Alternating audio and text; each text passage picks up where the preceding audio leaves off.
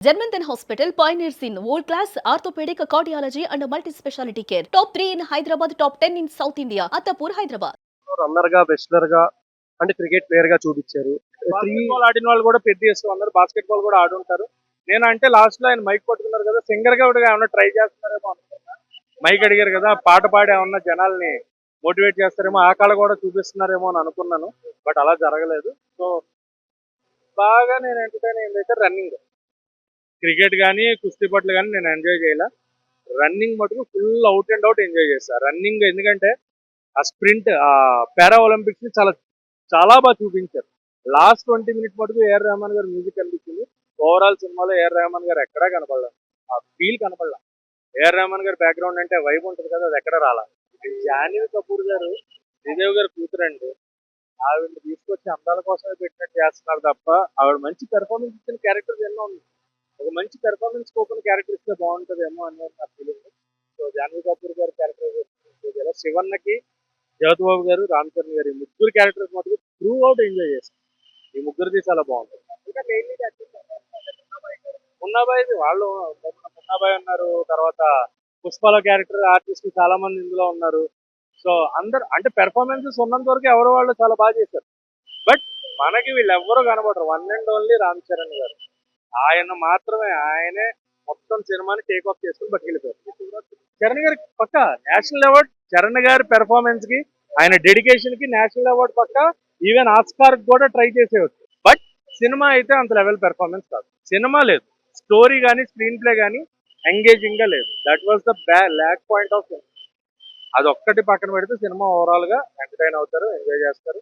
రామ్ చరణ్ గారి ఫ్యాన్స్ ఆయన performance enjoy చేస్తారు. రంగస్థలంతో కంపేర్ చేసి ఆయన పెర్ఫార్మెన్స్ కోసం చెప్తున్నా. ఓన్లీ రామ్ చరణ్ గారు one man show, only single man show ఆయన ఒక్కటే చేశారు. అది ఒక్కటి బాగా అనిపించింది. ఆయన కష్టం నిజంగా అదే చెప్తున్నా కదా, ఆయన ఎంత సినిమా కోసం ప్రాణం పెట్టేశారు అనేది తెలుస్తుంది. సో ఆయన కష్టంగా అనిపించింది. కానీ స్క్రీన్ ప్లే కానీ డైరెక్షన్ కానీ అంత తప్పుగా మార్క్ లేదు. ఆ స్క్రీన్ ప్లే ఎంగేజింగ్ గా లేదు, మ్యూజిక్ ఎంగేజింగ్ గా లేదు. సో పెర్ఫార్మెన్సెస్ అన్ని బాగున్నాయి. ఉన్న పెర్ఫార్మెన్స్ ఎవరైతే ఉన్నారో అందరూ బాగా చేశారు.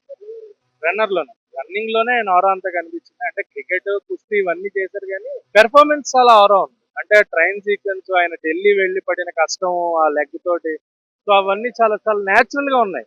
న్యాచురల్ పెర్ఫార్మెన్స్ ఉంది. బట్ ఆ యాక్షన్ ఎపిసోడ్ కూడా న్యాచురల్ గా ఉంటాయి. చాలా బాగుంటది అనేది నా ఫీలింగ్. ఓవరాల్ గా రామ్ చరణ్ గారి పెర్ఫార్మెన్స్ కి 5/5. సినిమాకి అయితే 2/5. ఎట్లా అనిపించింది బ్రో? రూమ్ ఓనర్ కట్టొచ్చా ఇప్పుడే, అది ఇప్పుడు సినిమా పెద్ద నిజంగా చెప్తున్నాను బ్రో.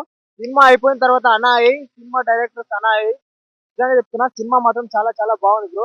అంటే ఆయన అనుకున్న విజన్ లో, ఆయన అనుకున్న థియరీ లో బాగానే తీశాడు. మనకు డిసప్పాయింట్ అనిపిస్తున్నంత మాత్రం డిసప్పాయింట్ అని మనం అనొద్దు.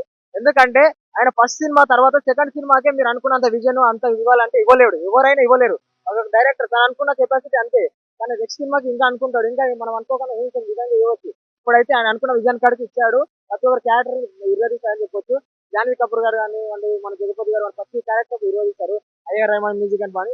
కొందరు పాయింట్ ఆఫ్ వ్యూలు ఏమంటారు, ల్యాగ్ ఉంది అని అది చెప్తున్నారు. ఎనిమల్ సినిమాలో కూడా ల్యాగ్ ఉంది బ్రో. మన ఇండియా సినిమా మనం చూడలేదా?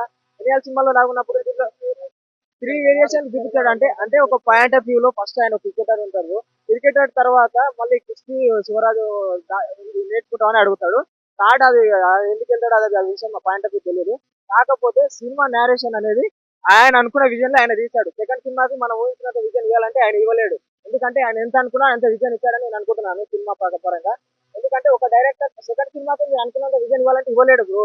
ఇచ్చే కాడికి ఇచ్చాడు. ఆయన అనుకున్న స్క్రిప్ట్ కానివ్వండి, నేరేషన్ కానివ్వండి, పర్టికులర్ రోల్ కానివ్వండి. చరణ్ గారు వన్ మ్యాన్ షో అని చెప్పొద్దు బ్రో. నిజంగా ఆయన యాక్టింగ్ కోసం ఆయన సినిమా చూడాలని చెప్తాను నేనైతే. ఆయన డాన్స్ కానివ్వండి, ఆయన డెడికేషన్ క్యాన్సర్ చెప్పాలి బ్రో. నిజంగా స్టోరీ పరంగా చూసుకుంటే కూడా బాగుంది బ్రో. ఆయన విజన్ గా కానివ్వండి, మనం అనుకున్న విజన్ గా కానీ. కొందరు అంటున్నారు హీరోని ఎందుకు పెట్టారు, మున్నా గారు ఎందుకు పెట్టారు అంటే, చాలా వరకు స్క్రీన్ ప్రెజెన్స్ తక్కువ ఉందని, స్క్రీన్ ప్రెజెన్స్ తక్కువ ఉందని అంటే అప్పటికే ఉన్న ప్రెజెన్స్ కే ల్యాగ్ ఉందని చెప్తున్నారు. ఇంకా పెడితే ఇంకా ల్యాగ్ ఉందని చెప్తారు. ఆడియన్స్ ఎలా ఉంటే ఎలా చెప్తారు, ఇలా ఉంటే ఎలా చెప్తారు భయ. ఆయన అనుకున్న విజన్ లో బాగా తీశాడు. సినిమాని ఎలా చూపించాలో అలా చూపించాడు. నిజం చెప్పాలంటే ఒక హీరో, ఒక డైరెక్టర్ ఫస్ట్ సినిమాతో సెకండ్ సినిమాతో అంత విజన్ అంత హైప్ క్రియేట్ చేయాలంటే ఎవరు క్రియేట్ చేయలేరు. ఆయన క్రియేట్ చేసిన హైప్ కానివ్వండి, ఆయన నేరేషన్ కానీ బాగా తీశాడు. ముఖ్యంగా హీరోని ఎలా చూపించాలో ఆయన చూపించాడు. కాకపోతే స్టోరీలో నేరేషన్ చేసుకుని దానికి మనం ఏం చేస్తాం బ్రో? నీకు ఎంటర్టైన్మెంట్ కావాలి. హీరోయిన్ రొమాన్స్ చేస్తుందంటే నీకు నేత్రానందం కావాలి. హీరో అప్పటికప్పుడు నీకు ఎమోషన్ పెట్టాడంటే నువ్వు ప్రతి నువ్వు అనుకున్నట్టు రిక్రియేట్ కావాలంటే కాదు. ఎందుకంటే ఒక డైరెక్టర్ ఫస్ట్ ఏమనుకున్నాడు ఆ విజన్ ప్రకారం వెళ్తాడు అంతే. రాజ్ కుమార్ గారిది, జగపతి బాబు గారిది.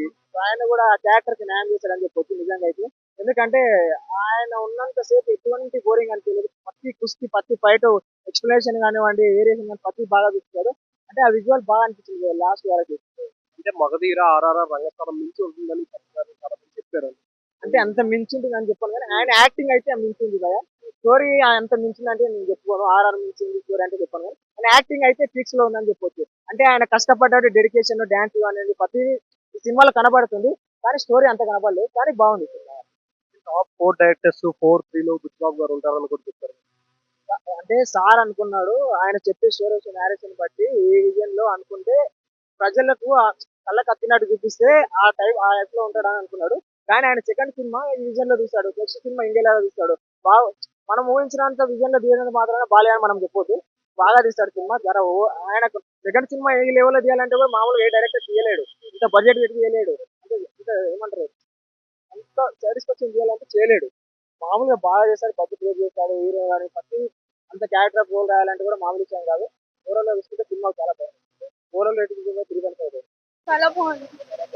చాలా ఎమోషనల్ క్రేజీ ఉంది.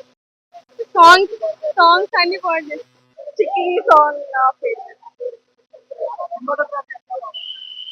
Everything is good. Second part personally నా ఫేవరెట్. చూడండి ఓవరాల్ గా movie I like the movie very much. నేను ఎక్స్పెక్ట్ చేసిన దానికంటే చాలా నచ్చింది. రంగస్థలం కంటే చాలా నచ్చింది. ఐ లైక్ రంగస్థలం అలాట్, కానీ దానికంటే బాగుంది. ఫస్ట్ పార్ట్ కంటే second part the train part తన కారు రామ్ చరణ్ లేకపోతుంది కదా, that was very unexpected. So అది బాగుంది. బాగుంది అంటే కొంచెం ఇన్స్పిరేషనల్ రోల్.